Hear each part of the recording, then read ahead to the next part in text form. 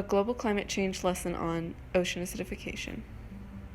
Ocean acidification is the process where the ocean gradually becomes more acidic due to the chemical reaction that occurs when CO2 gas in our atmosphere dissolves into the ocean.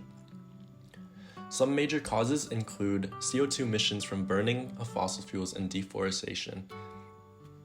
When the CO2 molecule in the atmosphere reacts with the seawater, it creates an unstable molecule called carbonic acid.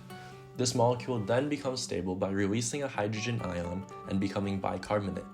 The process of releasing these hydrogen ions into the water pushes the ocean's pH level to the more acidic side, and that's why it's called ocean acidification. Breannon James, and I will be talking about the non-human impact that ocean acidification has. First and foremost, I would like to highlight that ecosystems are entirely at risk. Due to ocean acidification, coral reefs begin to deteriorate, which leads to coral bleaching. Coral bleaching happens when algae that has a symbiotic relationship with the coral begins to die. The algae can no longer thrive because of the acid in the water. Once the algae dies, the coral turns white.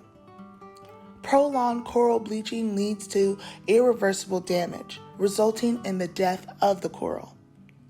Marine life is also affected by ocean acidification and coral reef bleaching.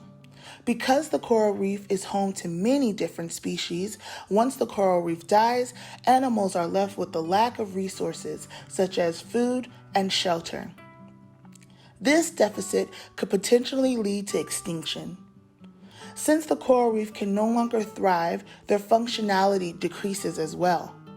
Because of this, the coral reef can no longer protect the shorelines from erosion and coastal storms.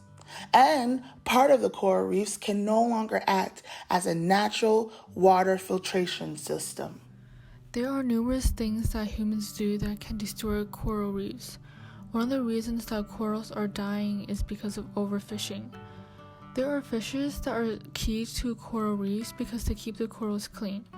For example, one fish is the parrotfish, which prevents algae from overgrowing on corals, but they are overfished.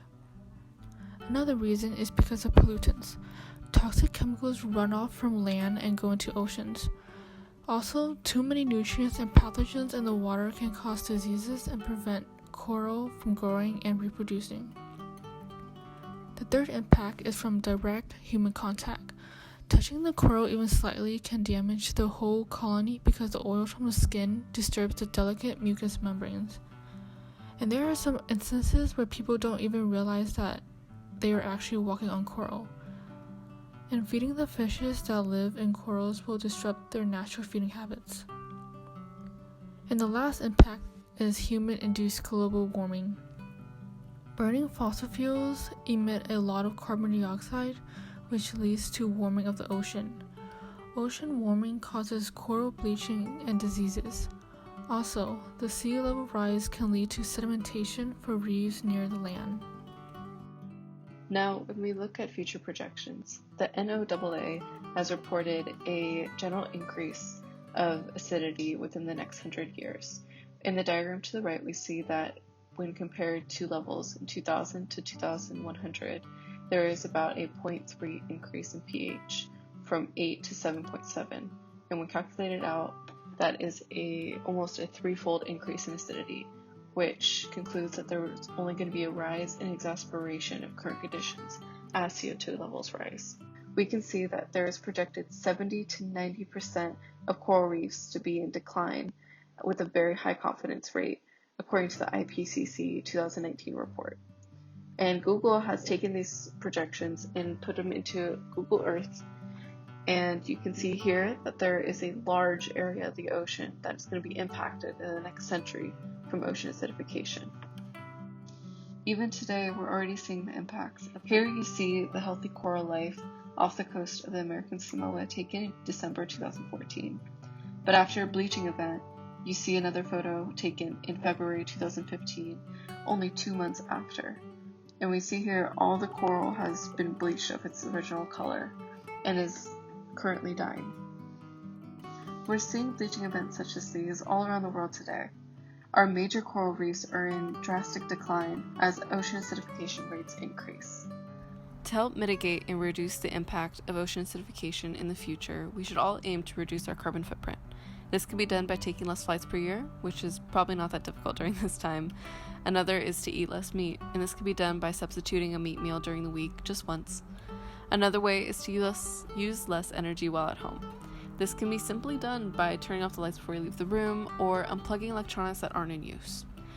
Another way is to buy less products and materials. The amount of energy it takes to produce a product and then take it to your home is a lot. So next time when you think of buying something, think about if you really need it or not.